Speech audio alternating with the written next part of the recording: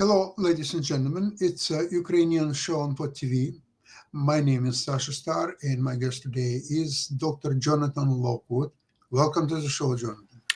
Thank you, Sasha. Glad to be here as always. Yes, the war is still progressing, and there is not much to report what's happening on the border, on the front lines. Yes. Russians are attacking, the Ukrainians are defending. They got one village in the last 6 months, Avdiivka. That's all what they got to show for 6 months. Getting killed close to 2,000 people a day. Jonathan, what is this? You're talking about 2,000 Russians a day, okay? Russians, of course. Who else? And this is not including any. This is not including any casualties, which the Ukrainians will have inflicted based on their missile attacks and counterattacks against the Russians deep. So we have no way of really verifying those casualties, and all of this is simply reinforcing our earlier observations collectively that the correlation of forces that the Russians used to like to talk about when they were the Soviets.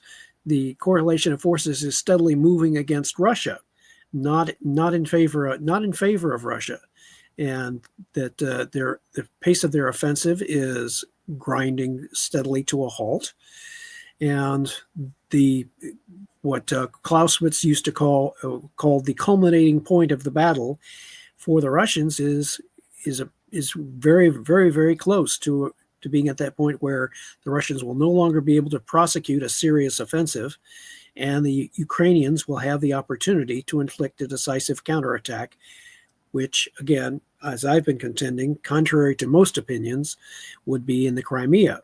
That would be the decisive victory that Ukraine needs to compel a peace, to compel an armistice. And while that is not perfect, it may be the best thing that Ukraine can get at this point.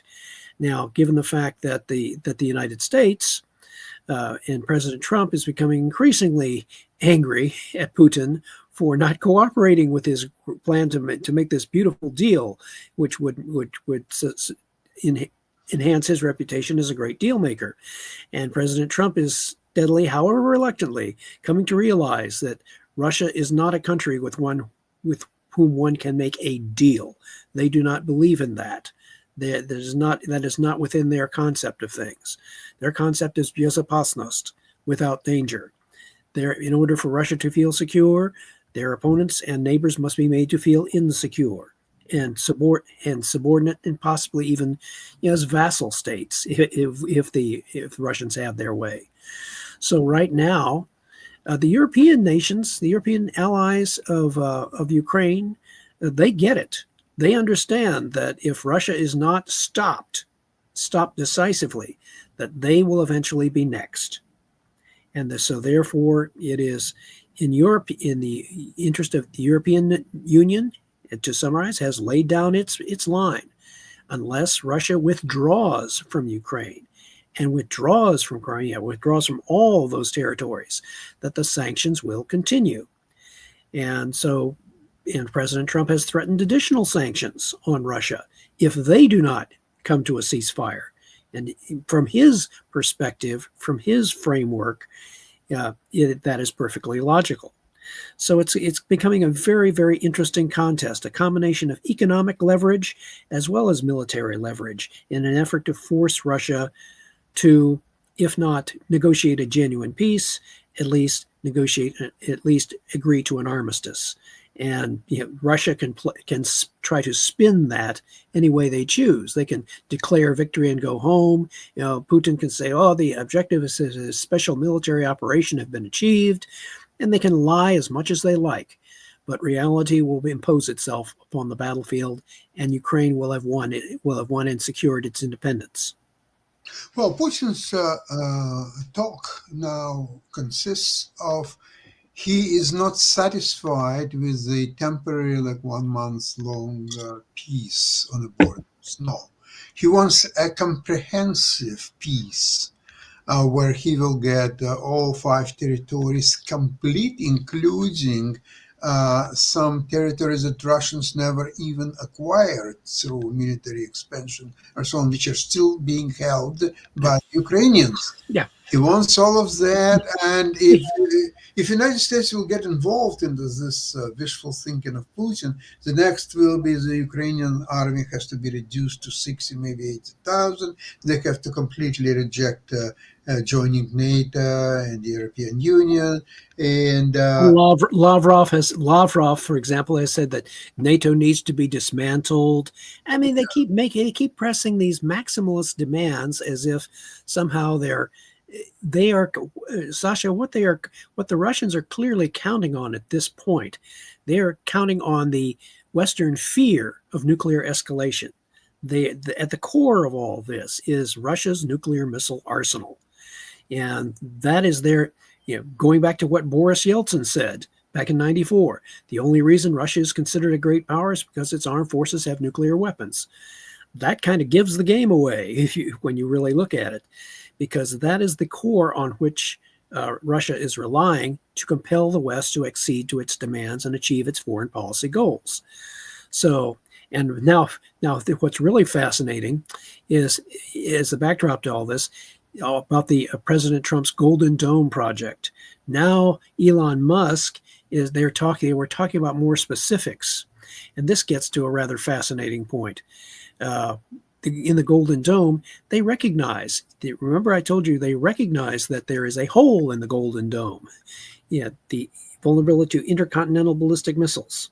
To be able to intercept them, you have to be able to intercept nuclear ballistic missiles in their boost phase in order to be able to stop them reliably.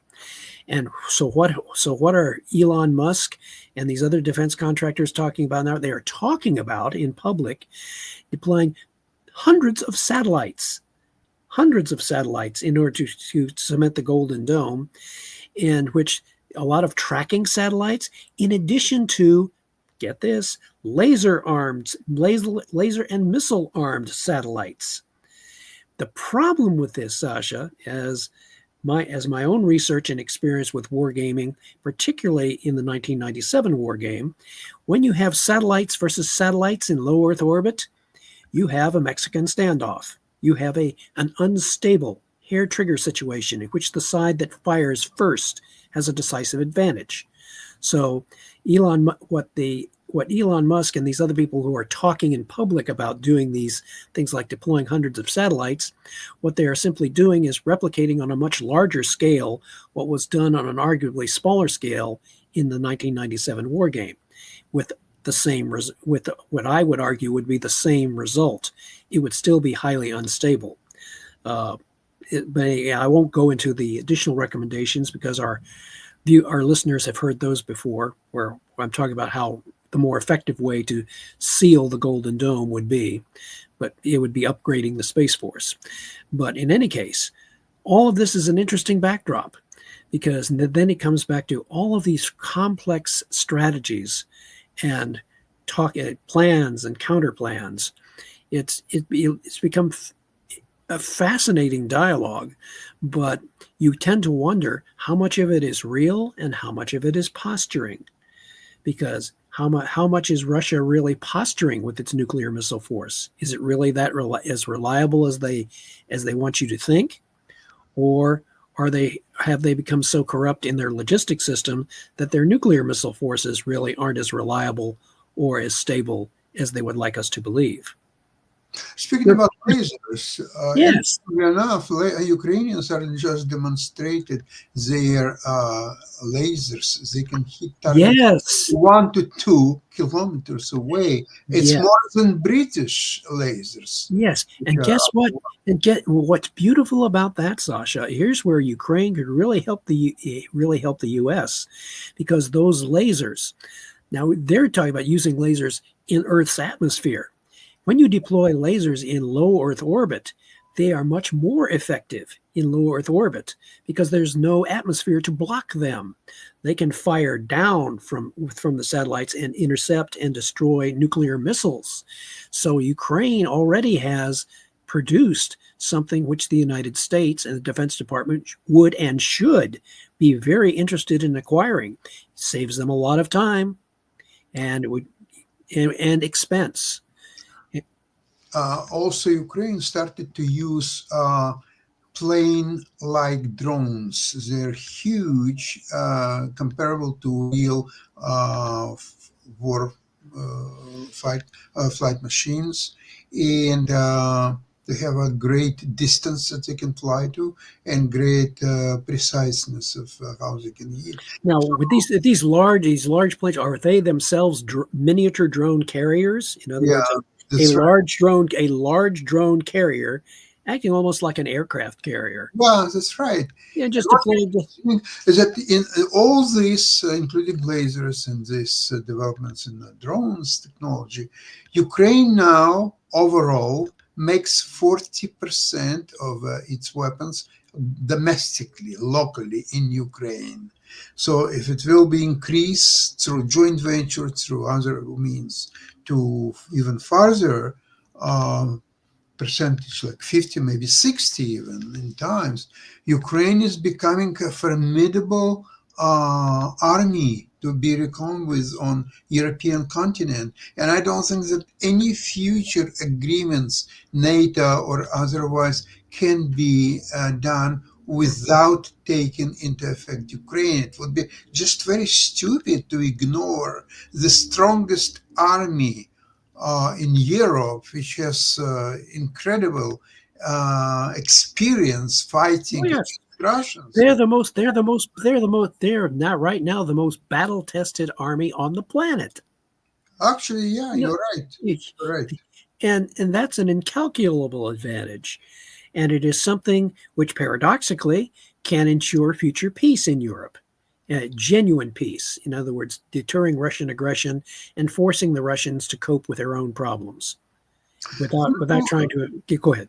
Jonathan, I was thinking about with each day that there is no peace, the more advantage Ukraine gets Yeah, because Russia has nothing of that to show in its development or that it's already been done or anything at all. They cannot move ahead even 100 meters a day without losing its, say, up to 2,000 their soldiers. Now they are getting more people from North Korea and maybe China, maybe Iran, now Belarusia is. and all of this doesn't all of this remind you of Nazi Germany in World War II when it started? Not only that they were in their invasion of the Soviet Union, when they had Romanian allies and Hungarians, and it starting in mid 1942, they had Hungarian and Italian corps Yeah, in the Soviet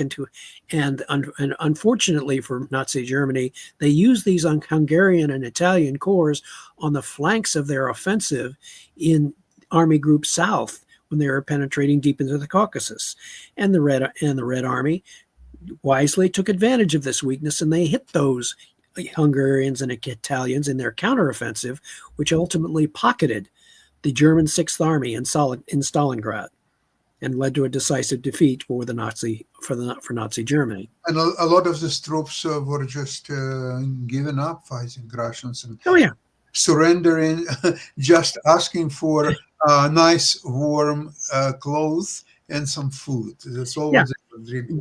Their morale was very brittle, as is, interestingly enough, the morale of the so-called of the North Korean allies.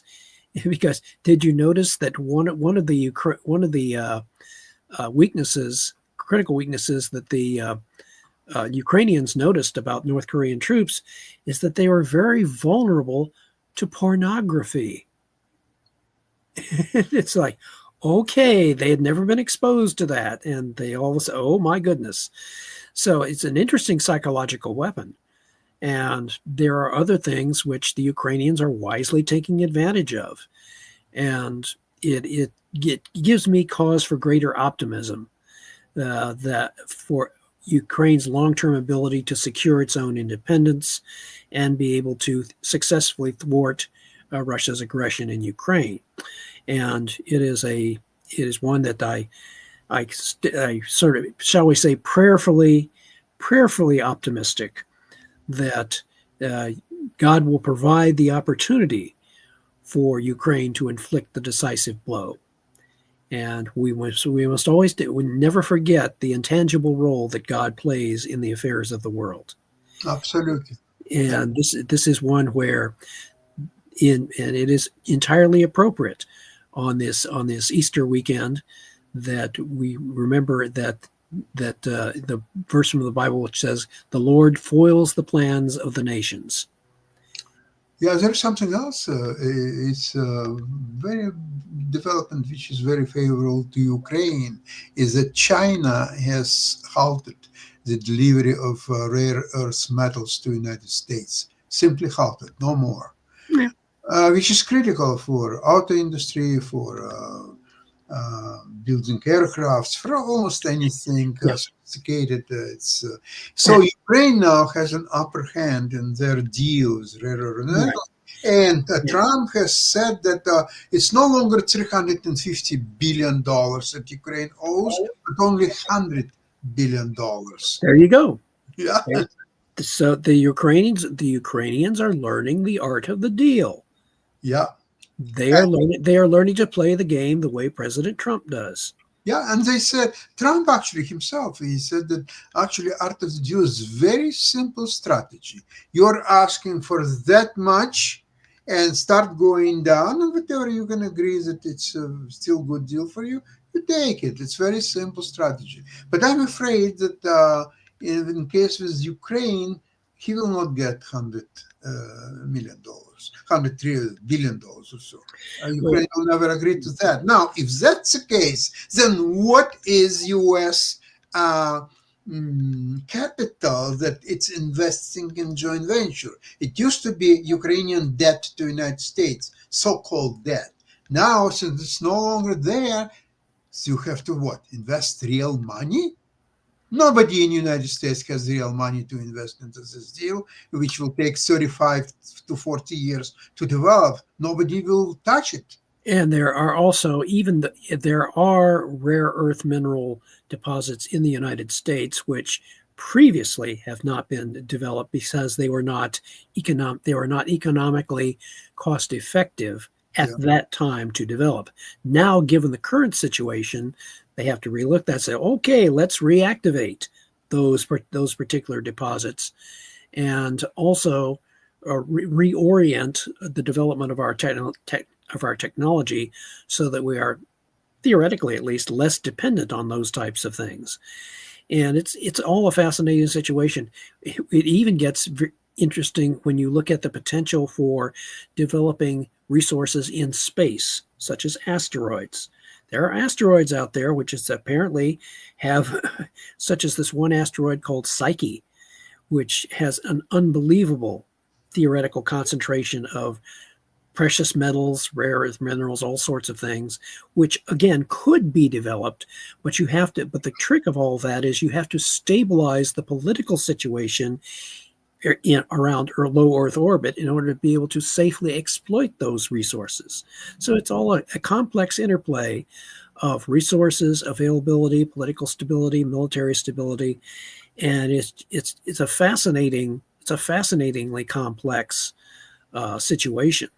And Ukraine to its good fortune and quite probably divine providence, is finding itself increasingly in the driver's seat in this whole situation, which again will I am confident that it will be ultimately redound not only to the future success and prosperity of Ukraine, but for Europe in general, and hopefully for the world.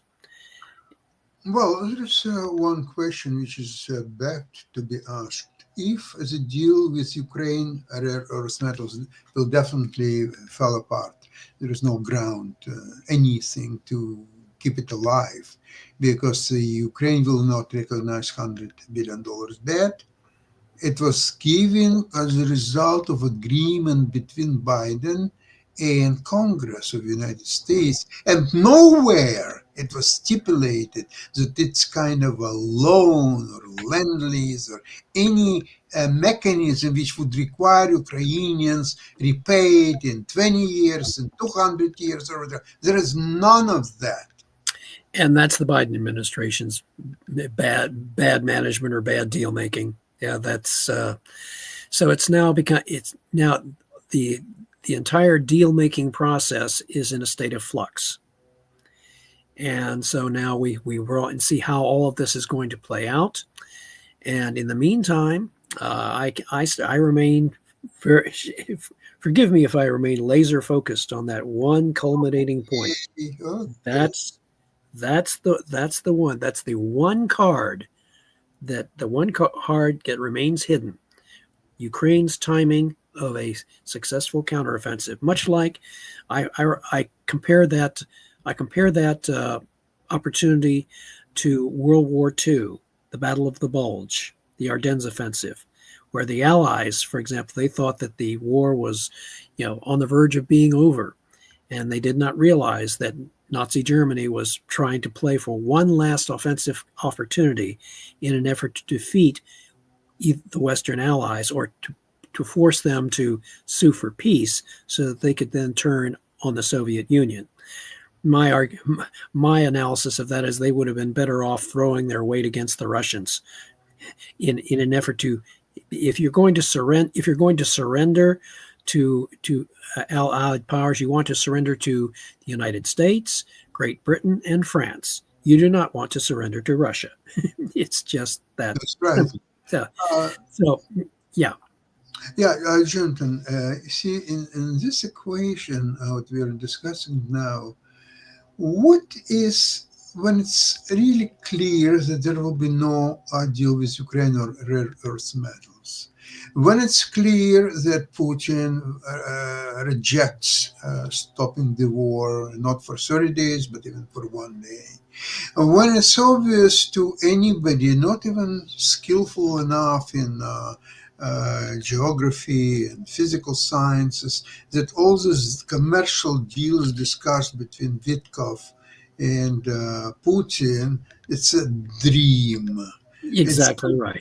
Nothing but dream. Those discussions that Vitkov is having, it is self-deceptive. Vitkov just trained. Well, he knows Trump well enough to understand that all you have to do is keep feeding him with good news, or at least perspective of good news to arrive soon, and that's his mission is done. Now, so in all that case, why Trump's administration still wasting time? I think it has two practical ways of dealing with that. Number one, to forget about Russia, Ukraine, and say, you know what, I'm so busy now with trade wars, I'm so busy with other things. If they're going to continue to fight, let them fight it to the end. If they want a peace, they can arrange peace without me just as well. Okay, I'm out of it. I'm no longer interested. Now, second, if he's interested genuinely in peace, he has to ratchet up sanctions against Russia and bring to Ukraine the latest and as many weapons as possible to really bring Russia to a decisive blow, so they will ask for peace, not the United States, not Ukraine. But he's not there yet. What's your opinion? Well, I agree with you on that. He needs to. Even from President Trump's perspective, the logical move, again, functioning from trying to see it from his mindset, is that, okay, they're not willing to negotiate a deal. We have to increase the pressure. We have to increase the price to Russia of continuing the war. We have to raise that price beyond the obvious alternative, which is ceasefire. Agree to the ceasefire, and you notice that in his tariff wars against, for example, with China, that he's raised the tariffs to an incredible level, to something 245%. And in parallel, you can apply that same parallel logic that he's used against China to the situation with Russia. If Russia does not agree to a ceasefire, then President Trump is going to look for ways to raise the price, raise the pain, increase that pain to a point where Russia can no longer sustain it, and they have to agree to a deal, a very imperfect deal, but they'll have to agree to a deal. And so that is the direction I see it going. That in what looks like a very chaotic and unorganized fashion, or an ad hoc response, it looks as if the Trump administration will continue to increase the pressure, or allow others to increase the pressure, allow the European allies to go ahead and increase Ukraine's readiness, military readiness, economic aid. It looks chaotic and unorganized, but there is a central assumption of this. They must increase the price to Russia of continuing the war. And Ukraine is fully able to do this. So, and that one whole card, when to launch the decisive counterattack. That is what I am looking for. Jonathan, I agree with you, and I think Ukrainians are waiting very patiently until all this dance of Vitkov with Putin will be done and over. Once it will be clear that there will be no peaceful deal with Russia, I think Ukrainians will hit. They've already getting a lot of weapons and ammunition ready, and they are very conservative in using it right now, just as much as it's needed, but definitely. And what's interesting is now that I remember this attack on Sumy, where 34 people were killed, many children and so on. Ukrainians are now using the tactics of Mossad when they killed everybody involved in the Munich 72 attacks on Israelis. So now Ukrainians are killing everyone who was involved, and they have every information, the names, where they are serving, and so on. And they already started the process of eliminating everyone from the top people in command to the bottom who were just involved in it. Anybody will be liquidated. There is no hiding space on the earth. They will be all liquidated, and it will be a signal for a future similar attacks on Ukraine, that, okay, enough, we are not going to report to United Nations, we are not going to appeal to Europe or America or anybody else. We are going to take care of it ourselves. There you have it. And they already started this process very successfully. They're hitting back, and I think they're not doing the attack what you're talk about it until this nonsense with Vitkov and Putin and all that stuff will be terminated. You see, they don't want to be seen as they derailed the peace process. Right. They want that Crimea attack to be the decisive blow after it has become clear that Russia is the true aggressor, that Russia has no intention of halting its attacks, and that once they time, again, that's the timing is the key to all of this. They have to wait until it is absolutely clear that Russia is the true aggressor, that Russia needs to be stopped decisively. And so when Ukraine throws that decisive punch, when it launches that decisive counterattack in Crimea to seal off Crimea from logistical and other types of reinforcement, to compel the Russian aggressors in Ukraine to surrender to what I hope and anticipate will be a counteroffensive by newly created Ukrainian strategic reserves, which I firmly believe that Ukraine is keeping those reserves very carefully low profile, so that they will, at the proper moment, they will be able to activate them and use them in a decisive counteroffensive. It will be Ukraine's version of the Ardennes offensive in 1944, only this time with a much more favorable outcome. Yeah, absolutely agree with you, Jonathan. Thank you very much for today's program. And Well, I let- thank you. I thank you for the additional optimistic news, because, especially with the Ukrainian development of those laser weapons, because it's a development which not everyone realizes the full implications of. It is something which the United States could take very, very great advantage of. Elon Musk and his people says, "Hey, laser weapons? Whoa, Ukraine's got them. Hey, let's take advantage of this." So there are all sorts of.